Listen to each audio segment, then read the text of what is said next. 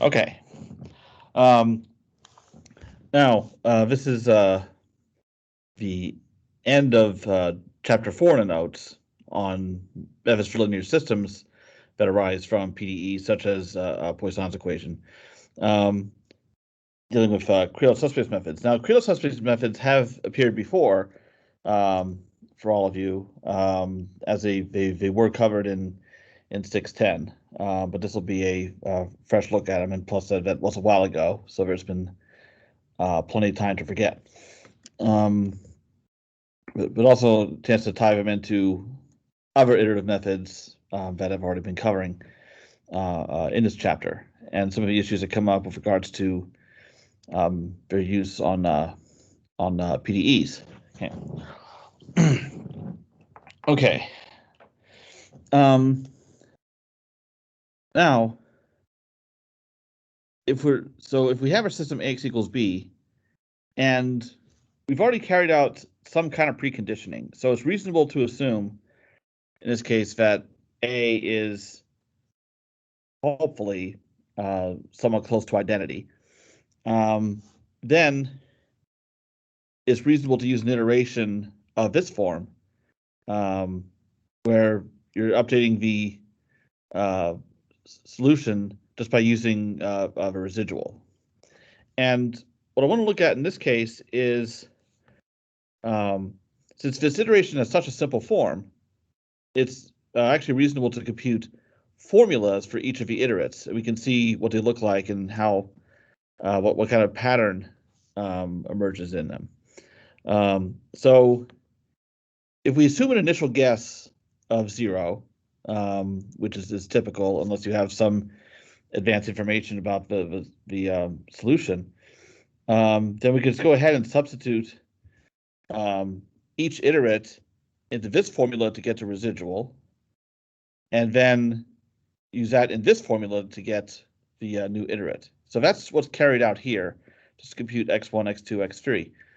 And what we see here is each iterate you can think of as a polynomial in A applied to the vector B. So to be more explicit about that, okay.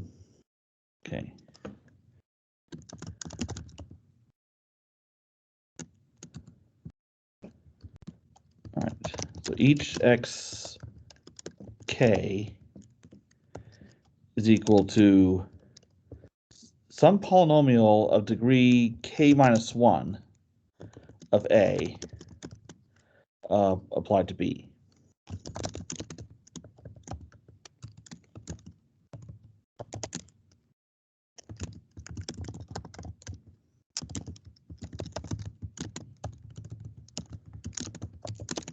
Okay. Now another way of looking at it is each iterate belongs to a belongs to what's called a Krylov subspace.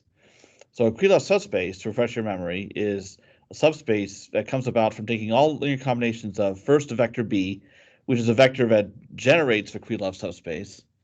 In fact, I'm going to assign parameters to this Krylov subspace. So vector B that generates it, and then the matrix A that's used to compute each vector from a previous one.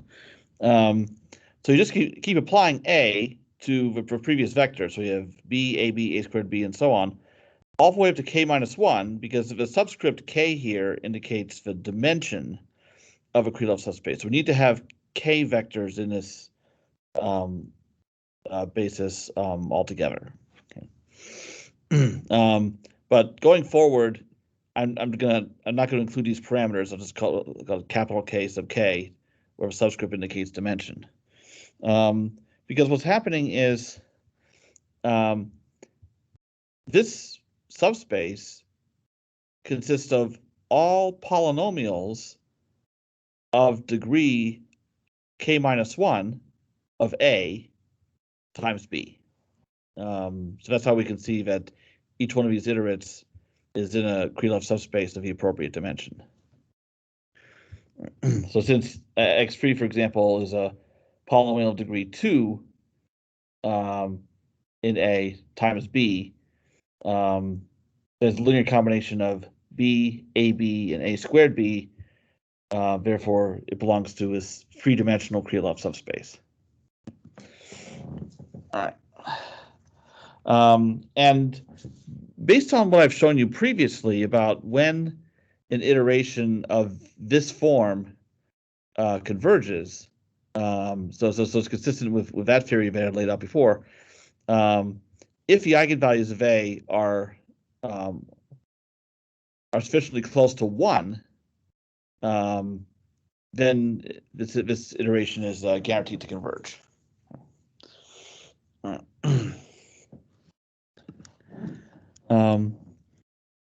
Now, keep in mind, though, that because this is a very strong condition, that would only hold if A was reasonably close to identity. But I've already mentioned by assumption that this system is already preconditioned.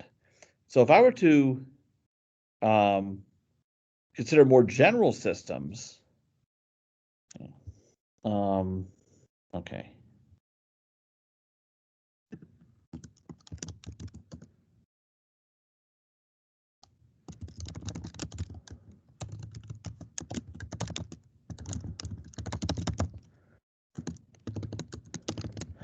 So we have a preconditioner P, okay, plus 1 minus, oh, wait. I'm accustomed to using bold for vectors, but in these notes, it's a vector symbol, so I'll stick with that.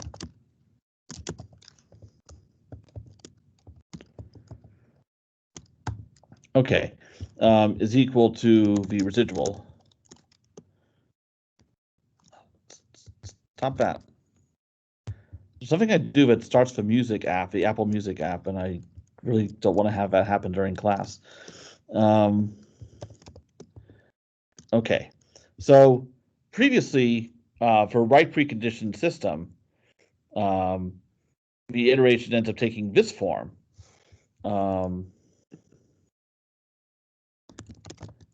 We have that each iterate is still a member of a Krylov subspace, but not exactly the same. Okay. We have to take a preconditioner account. So the vector involved is not B, but it's P inverse B.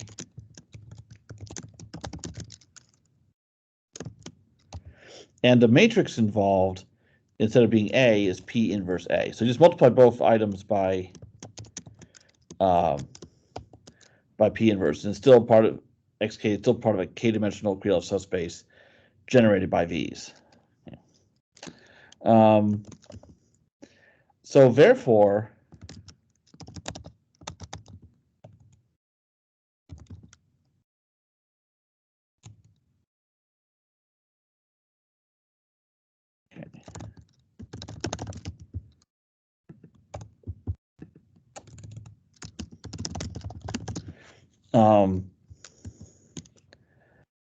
okay, so now what I need is, we still have the same kind of condition here for convergence.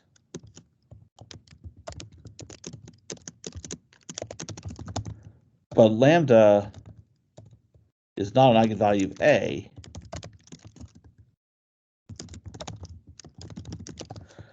Eigenvalue P inverse A. But the goal of choosing a preconditioner, you want something that's a reasonable approximation of A, so that P inverse A would be an approximately identity, and therefore this condition would be satisfied if you're able to find a preconditioner that that makes this work. But it also meets the other criterion for a preconditioner, that solving this system of equations at each iteration is more efficient than just solving a system involving A itself. Yeah. All right. But in general, that's very difficult to do. It's very problem dependent, and that's why finding effective preconditioners is still a very active area of research. So we're going to take a look at another approach involving Krylov subspaces.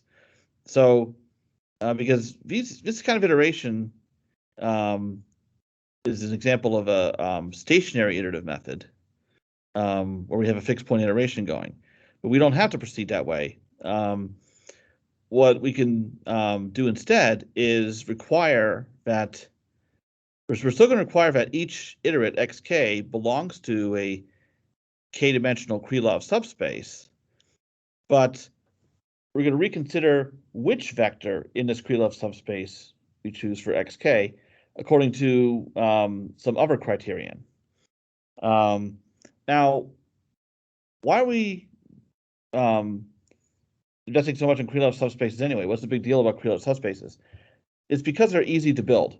But if you have a Krylov subspace of a certain dimension, then if you to enlarge the subspace, all you got to do is multiply vectors in the subspace already by a. Like if I take this vector here and multiply it by a, then I now have a Krylov subspace of dimension k plus 1. And so growing a subspace involves nothing more than matrix vector multiplication, which is quite efficient. Also, in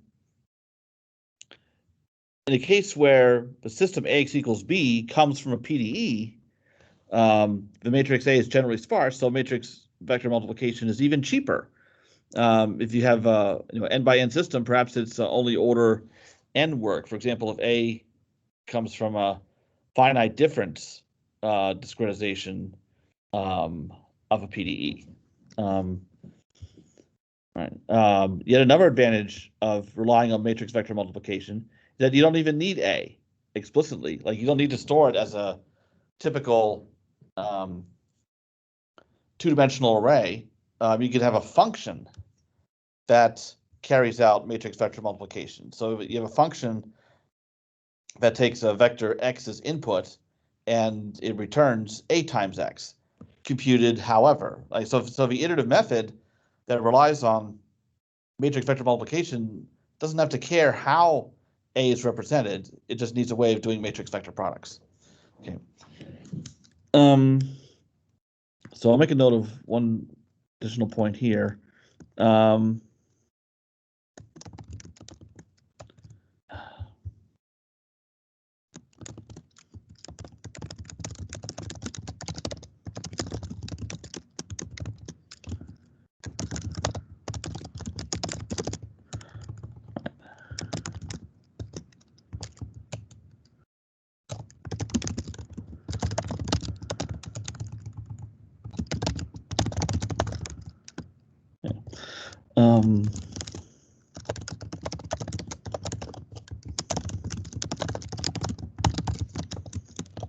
All right, so order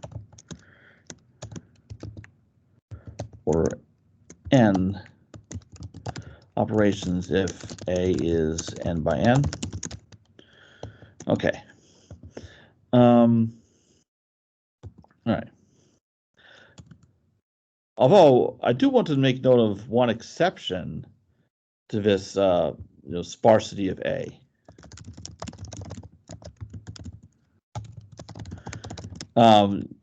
Talking about certain methods that we've seen, a spectral method.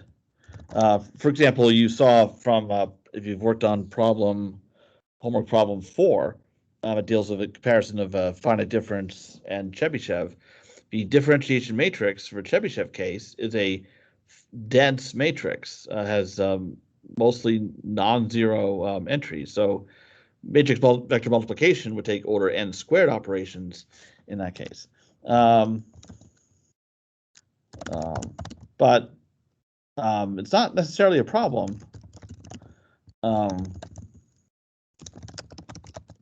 That for many spectral methods, whether it's Fourier spectral methods in the periodic case or Chebyshev spectral methods in a non-periodic case, then you have another option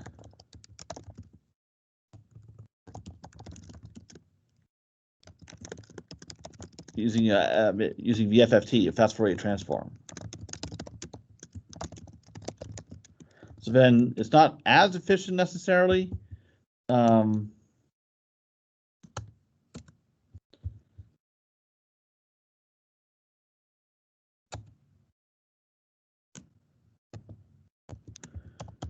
So n log n floating point operations.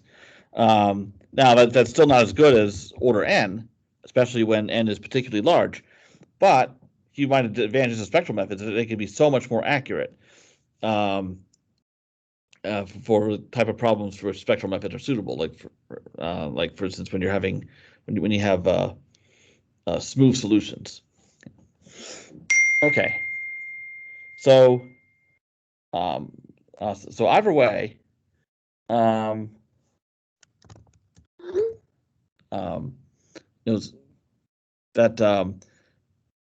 whatever method you're using approach you're using to discretize your PDE, iterative methods based on matrix vector multiplication, so Krylov subspace methods, are often a good idea. Okay, goes on to a new page. So if you're going to prescribe that each iterate belongs to a certain Krylov subspace generated by A, and your right-hand side B, then how are you going to choose which vector in this Krylov subspace is going to be your approximate solution? So there are several criteria that one can use depending on the problem you're solving, and these criteria lead to different well-known Krylov subspace methods for solving AX equals B. So here are some of these criteria and the methods that go with them. For example, requiring that each residual is orthogonal to this Krylov subspace. So the K residual must be orthogonal to the Krylov subspace of dimension K. But if you keep in mind that xk is in kk, you multiply by a, so the residual is in k sub k plus 1. So each residual is in a new Krylov subspace of dimension 1 greater than before. So this has the effect of making each residual orthogonal to all previous residuals. Okay. And that's the criteria observed by the conjugate gradient method. Okay.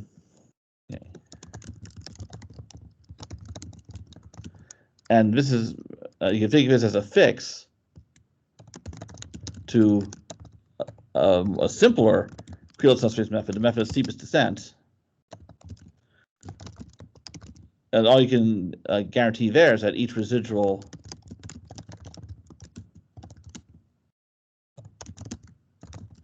is orthogonal to the previous residual instead of all previous ones.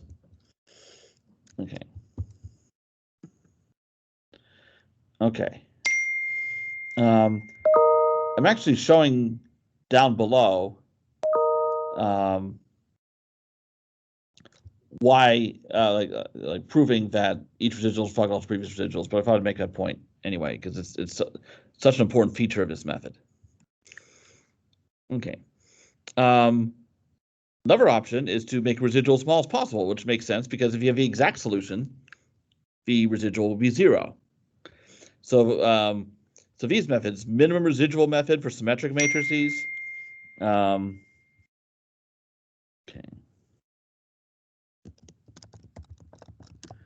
And GMRes, a generalized minimum residual method for non-symmetric systems, are based on this criteria because these methods at each iteration, you're solving a least squares problem for the new iterate, and the goal of that and what a least squares problem, you're trying to minimize residual, so that's exactly what this is doing.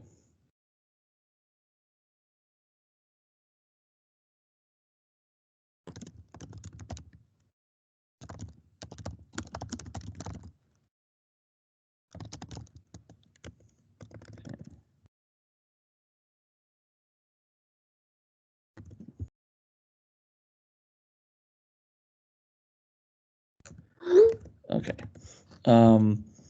Now, the biconjugate gradient method is a generalization of a conjugate gradient method, because conjugate gradient is useful only for systems in which a matrix A is symmetric, positive, definite, whereas biconjugate gradient is for more general matrices. So as things generalize, we have each residual orthogonal to a Krylov subspace generated not by A, but by A transpose. Now, in the symmetric positive definite case, A is A transpose, so we're back in this case here. Okay. And then another iterative method for symmetric matrices, SymLQ, tries to minimize the error after at each iteration. Okay. Are there any questions up to this point before I continue?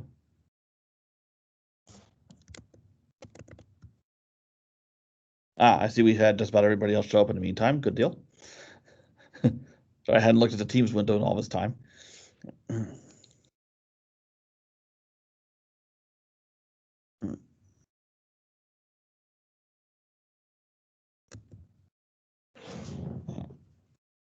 Okay. For the remainder, I'm going to focus only on conjugate gradient. All right. And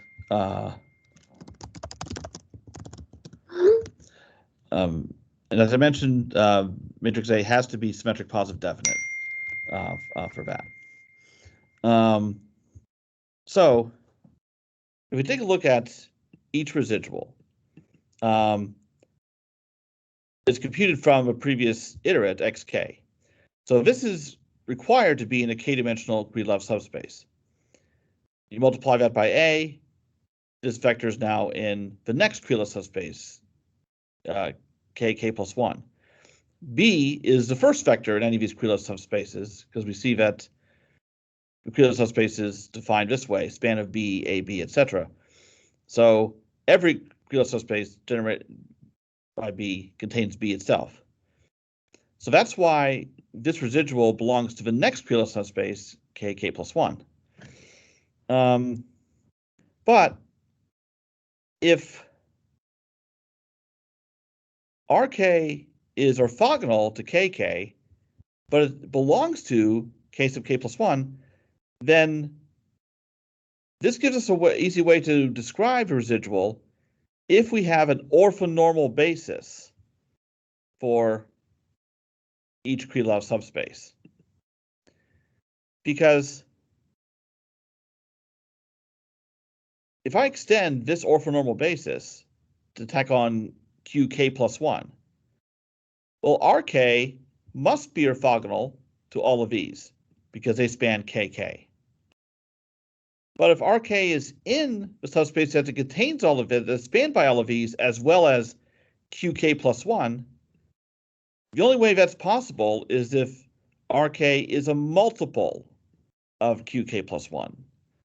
So just by forming our Krylov subspace, like if we were to compute all of these vectors and then orthogonalize them somehow, like using a Gram-Schmidt process, for instance, or something more effective, like Householder or Givens, then we would have this basis. So now we know that each time we add a new vector to this basis, the residual has to be parallel to that vector. Okay. So, but therefore, each residual is a multiple of each one of these.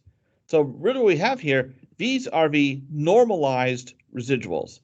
And they're all orthonormal, they're orthogonal to each other. So all residuals must also therefore be orthogonal to each other. Okay.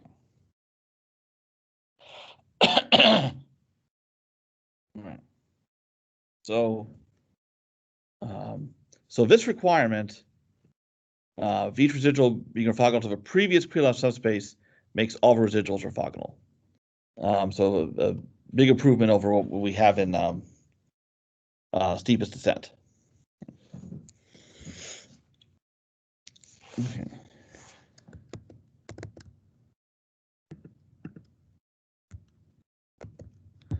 All right. Now, if we take a closer look at residuals and also the changes from one iterate to the next, then some interesting properties are revealed. So I'm going to define delta Ri to be the change in the ith residual, so the new residual minus the previous one. And then similarly, delta xi is the change in xi to get to the next iterate. Now, as I mentioned, each residual is a member of like the next Krylov subspace. So this vector is in ki plus 1. Therefore, this vector is in ki plus 2.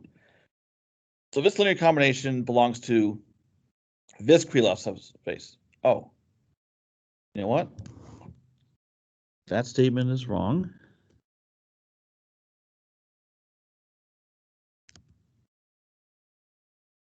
I was doing some editing on these notes. Okay, that I can say. As far as a statement of orthogonality, I can make such a statement there too.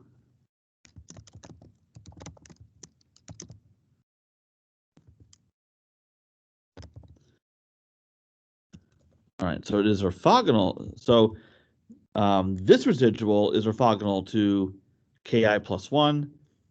This is orthogonal to ki. So certainly the linear combination is orthogonal to ki. All right. Okay. Meanwhile, each iterate belongs to the Krylov subspace matching the index. So this belongs to ki plus 1. This belongs to ki. So the linear combination belongs to the union of all of those. That belongs to ki plus 1. So what if I is less than k? Because in that case, we can say that this belongs to ki plus 1. And this is orthogonal to kk. But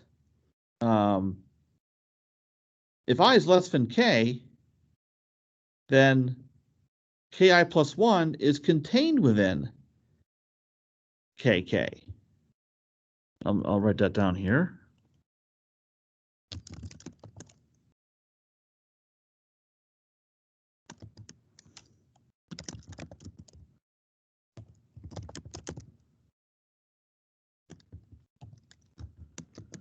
Okay. Ki, which is a contained within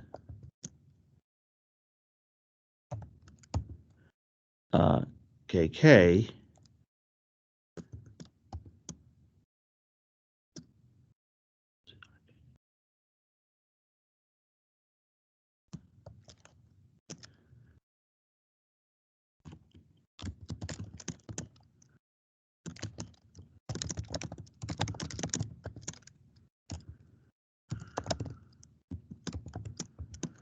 Okay. Okay.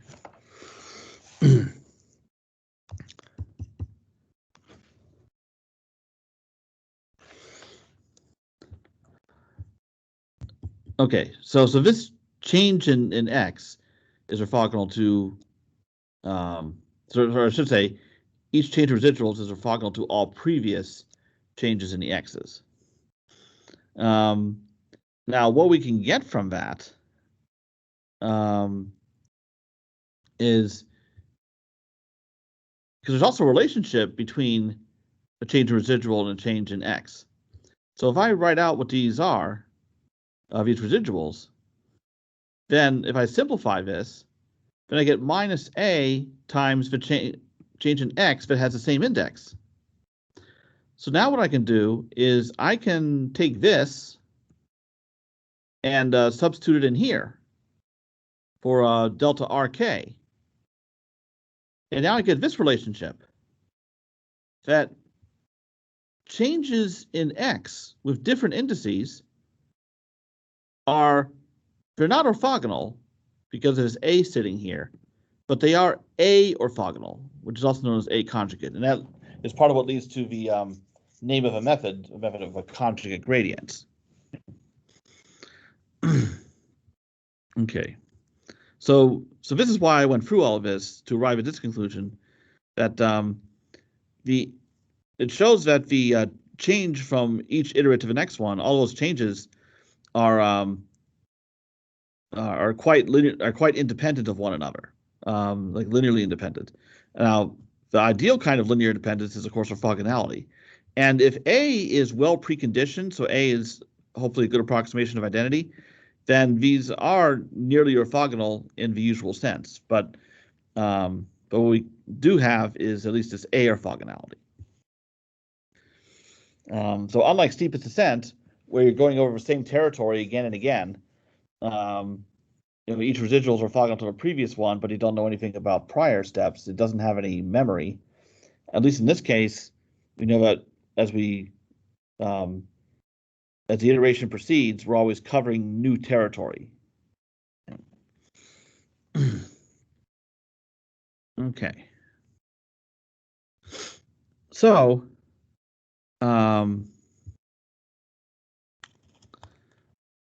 so this leads to how the conjugate gradient algorithm can be defined by in terms of these changes in the in the x's and in the residuals. So if I define the iteration to have this form, where the change in x is a multiple of this vector dk, which is called a search direction. So these dk are parallel or scalar multiples of these delta x's. So because of that, these search directions have this A orthogonal quality. But how do we define the search directions? Each one is equal to the corresponding residual plus a multiple of a previous search direction. Now, it's this formula here that actually explains the whole name conjugate gradient. When you're solving a symmetric positive definite system, the residual is pointing in the direction of it's a negative gradient of a function that you're trying to minimize by solving ax equals b, and I'll mention that function down below. So each residual is a gradient. And steepest descent uses just the residuals as the search directions, but as I've explained, that doesn't work very well. So we instead use these search directions that are based on the gradients in such a way as to have this A conjugate property. So these search directions, you can think of them as conjugate gradients, since they're perturbations of the actual gradients. Okay. Now, if I keep in mind the definition of a residual, RK is B minus AXK, if I can take this equation and I can multiply both sides by A, and then I subtract both sides from B, then on the left side, I'm just going to get RK plus 1. And then this term will lead to RK, and then here I'll have minus alpha k a dk. So from this recurrence relation that defines the x's, I now have this recurrence relation that defines the residuals. And as I mentioned, not in this class, but in a previous one, it's preferable to compute the residuals this way instead of using the definition that we have here. So this is also rk plus 1. So this is equivalent to this. But the reason why this is better is because the residual is supposed to be going to 0 as the iteration converges. So what you're doing is, whichever formula you're using, you're subtracting 2 vectors and expecting to get a result that is going to 0. The problem is b and axk plus 1, those vectors are not going to 0. And when you're subtracting two quantities that are not far from 0 themselves, but the result is nearly 0, that's catastrophic cancellation that you're inviting there. Whereas this, as a residual, this vector is going to 0. And since this iteration is presumably converging, this term, alpha k dk, should also be going to 0. So both these vectors are going to 0. So it won't eliminate cancellation error entirely, but at least it would mitigate it.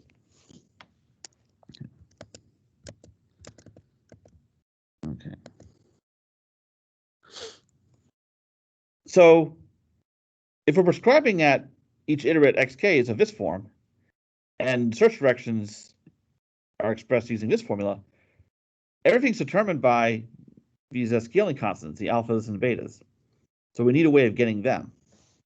And the way that we do that is just by requiring that search directions are A orthogonal and that the residuals are orthogonal. So I'm going to show you that process. I actually have it written out here already for the betas, but I'm going to also include one for the alphas, which is actually simpler. Okay. If I take, and that's actually why I included this equation in here. If I take this equation and take the inner product with RK, all the residuals are orthogonal.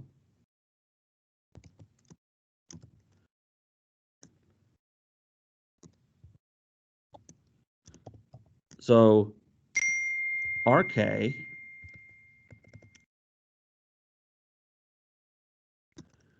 transpose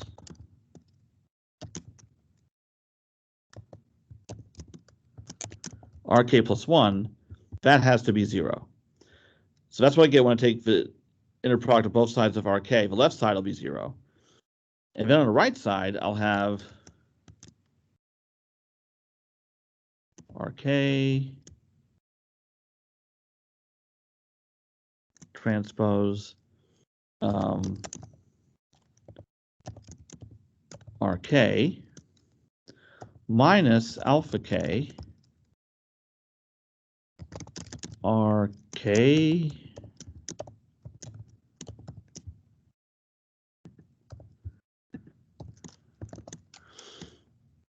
A dk. Okay. So now I have this equation that I could use. I could then solve it for alpha K.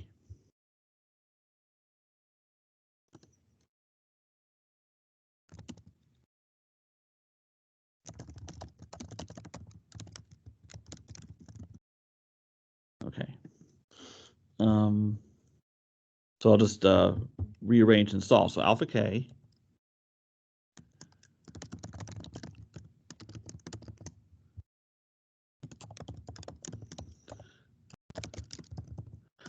okay, so my numerator is actually the numerator that I want up here.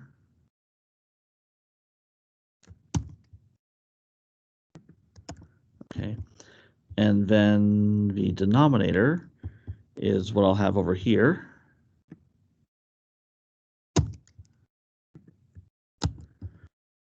Okay. As you can see, these formulas don't entirely match. But here's what I can do.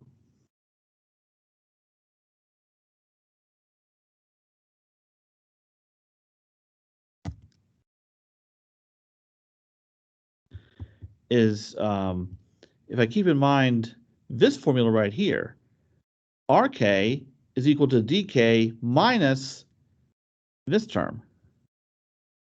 So I can fill in DK minus beta K dk minus 1. But this transpose ADK must be 0.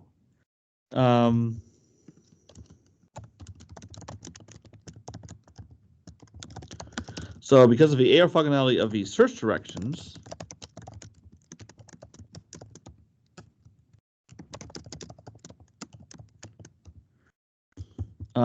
this term drops out.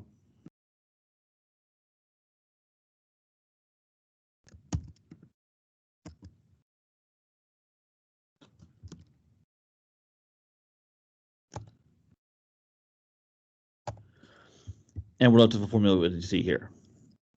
So just by insisting that these two properties hold throughout, we get this a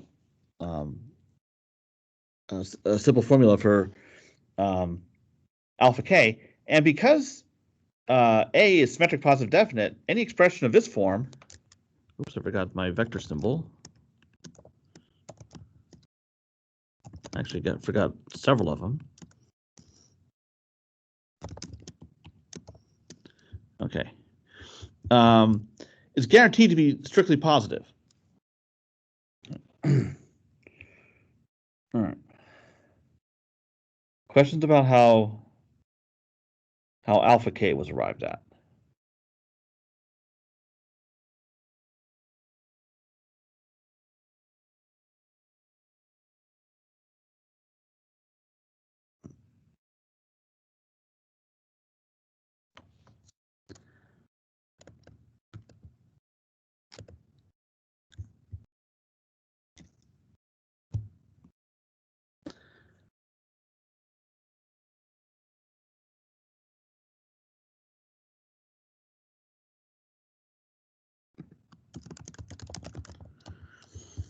Similar ideas to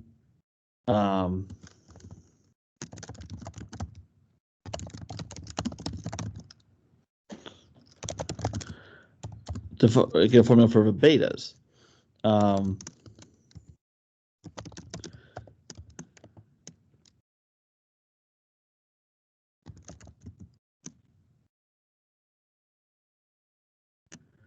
Okay.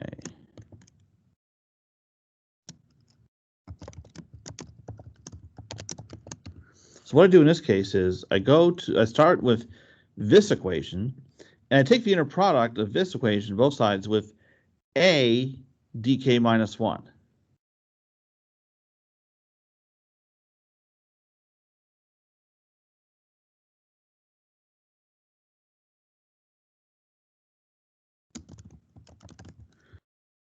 So a reason for that, dang it, is from a search directions being a conjugate.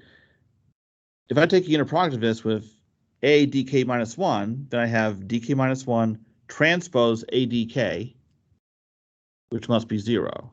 So I'll fill that in here.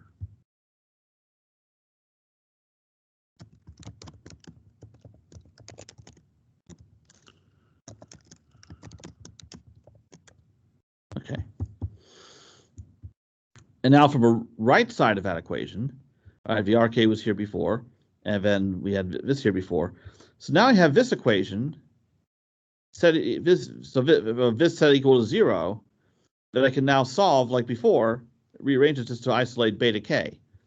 And that gives me this, which is nothing like the final formula that's given above. But we can okay. I'm not sure what this is doing here. Oh, okay, I remember now. Because so what I can do with this is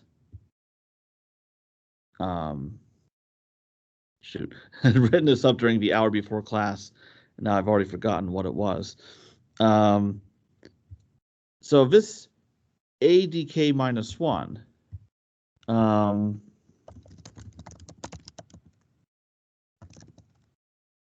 okay.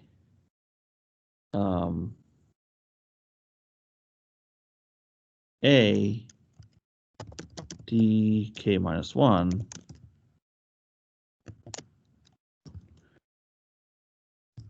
that is equal to A times because keep in mind dk minus 1, that's parallel to a difference in x's.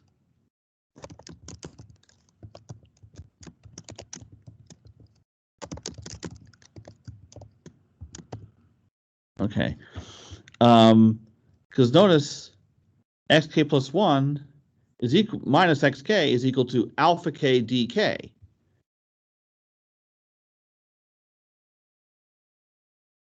Okay, actually my indices are off. Okay. And then I also would have a factor of alpha k inverse out here. But A times a change in x's, so that would be the same as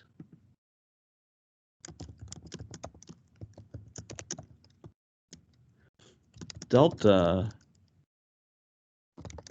x k minus 1. Okay.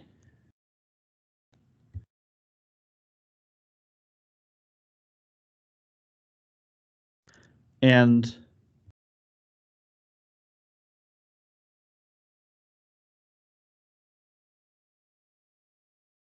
A times a change in x's is minus a change in residuals.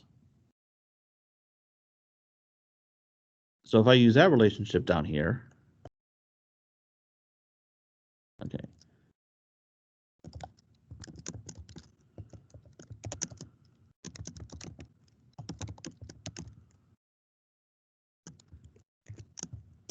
Okay. Now this change in residuals is RK minus RK minus 1. Okay.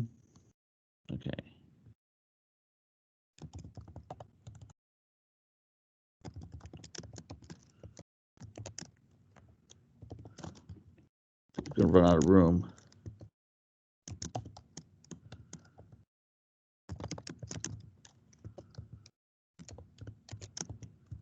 Yeah, I did. I'll make this a displayed equation. All right. So this ADK minus 1 turns out to be equal to this. So I can put this in place of dk minus 1 transpose A here, and also here. But the thing is, here I'm taking inner product with RK. Residuals are orthogonal to each other. So this would be orthogonal to RK. And so I have RK transpose RK up here. As for down here, okay.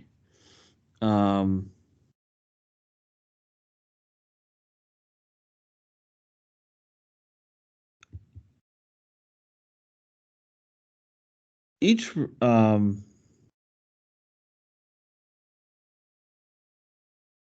each residual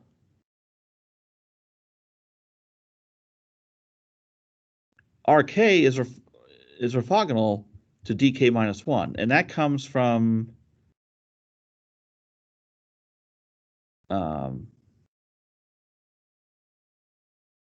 sorry, it doesn't come from that. Okay. Rk is in kk plus 1. This is a difference of x's that belong to either kk or k minus 1. And each residual is orthogonal to all Krylov subspaces of a lower dimension. So that's why Rk transpose dk minus 1 has to be 0. And then we're left with this that's still here. Both of these, I'm substituting this expression here and here. So the minus alpha k inverse, that just cancels out. Okay. All right, I'll make a note of what I just said earlier.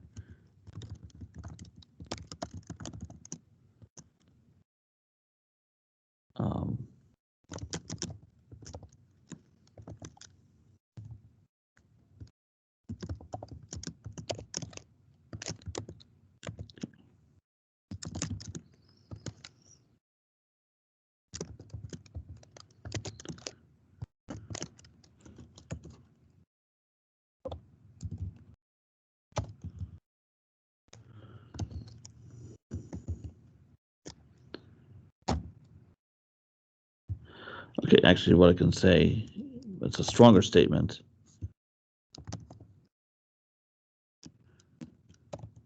Yeah, that Rk, oops, that needs to be a superscript. Stop that.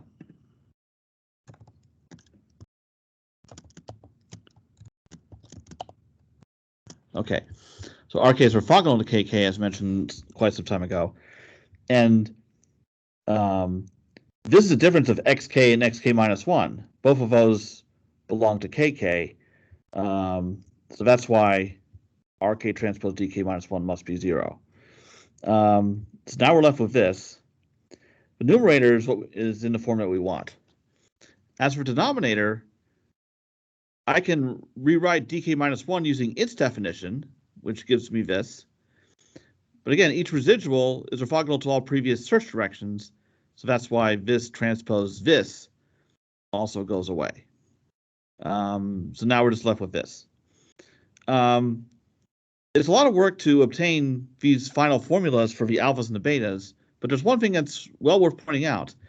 Because notice here, the numerator and denominator are both inner products of residuals with themselves. Look at alpha k, we have that same inner product here, so this expression is useful for both. Also, to compute the alphas and the betas, this is the only matrix vector product that is needed. And that same matrix vector product is used here to obtain the residuals. So in conjugate gradient, throughout the whole iteration that computes each new alpha and beta and updates x and updates residual, only one matrix vector product is needed the whole time, just this. So a lot of the reworkings of these formulas is done to minimize the number of matrix vector multiplications because that's by far the most expensive step. Everything else is just things like adding vectors or scaling vectors, or inner products. Those are all operations that take order n floating point operations, whereas matrix vector multiplication is generally more expensive. Okay, I know I just dumped a lot on you, and there's a lot of craziness going on here with these equations. Are there any questions about any of the steps that happen in here?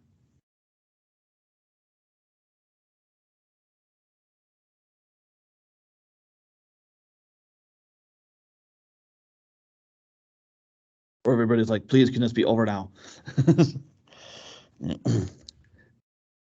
Actually, yes, it will be soon. One way or another, because time is short. Okay.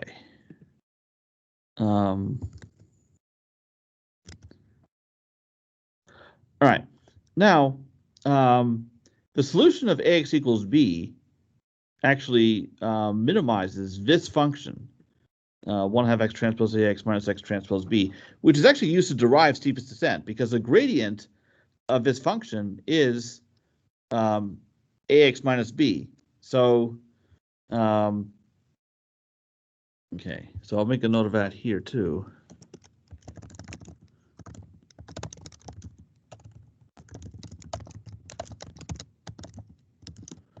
So the direction in which this function e of x most rapidly descends, so that's minus the gradient,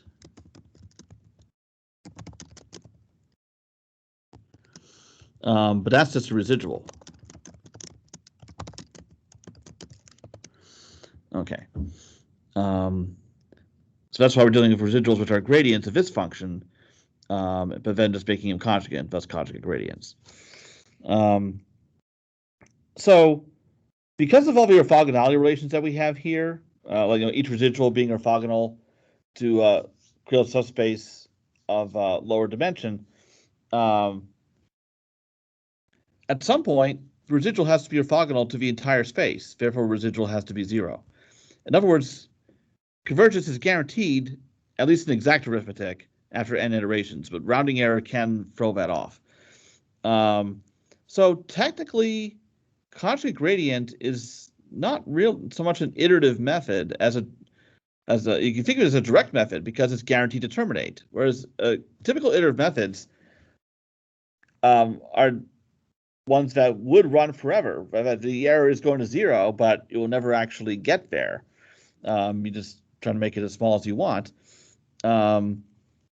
As opposed to a process like Gaussian elimination, for instance, that after a certain number of operations produces the solution. And conjugate gradient does too, except for round off. But conjugate gradient is normally used for systems that are where the matrix is very large. So you don't really want it to run all in iterations. That would not be practical. Fortunately, if you choose a good preconditioner, or if A is already well conditioned, then you can get convergence to a reasonable tolerance and far fewer than n iterations. But therein lies a challenge. For a given problem, how do you get a good preconditioner? And that's why there's been a fair amount of work on preconditioners that are specific to the kind of matrices that you see when solving PDEs, like finite difference and finite element, etc. So there are general approaches to preconditioning, but those are not necessarily effective. And that's why a lot of problem-specific work is being done. Okay.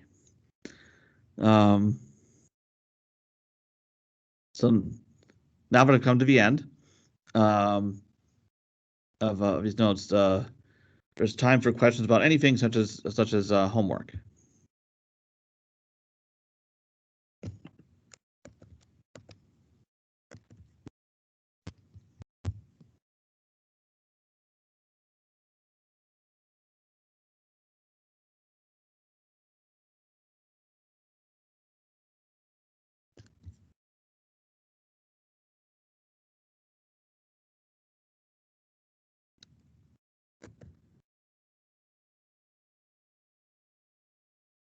Nothing at all. Homework is going swimmingly.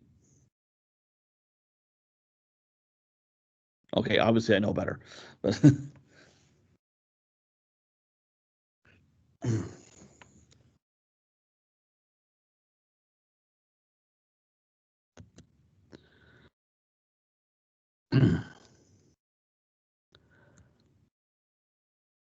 as we get into November, okay, so we have 3 full weeks of class in November, and that's going to be spent on time-dependent problems, where the spatial discretization that we've been dealing with is combined with time-stepping methods for ODEs, which I do cover those in 561, but For those who haven't had that, this will be a good look at them.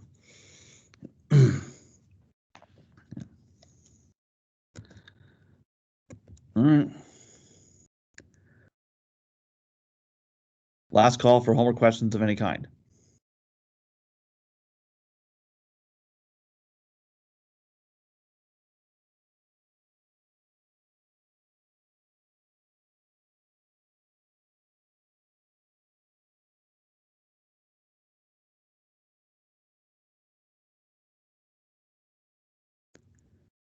Okay, fine, class is over.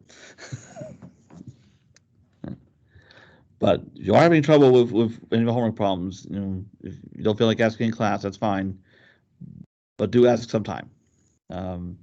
There's only so much semester left, and you see enough material to do all the problems.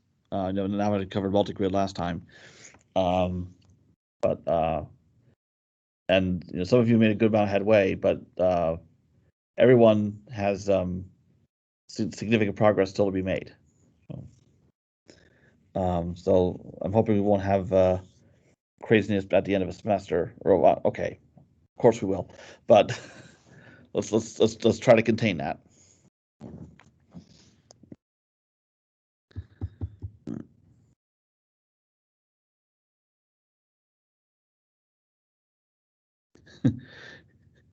If we're waiting for Chelsea having her camera on, I wonder if is anyone even alive here.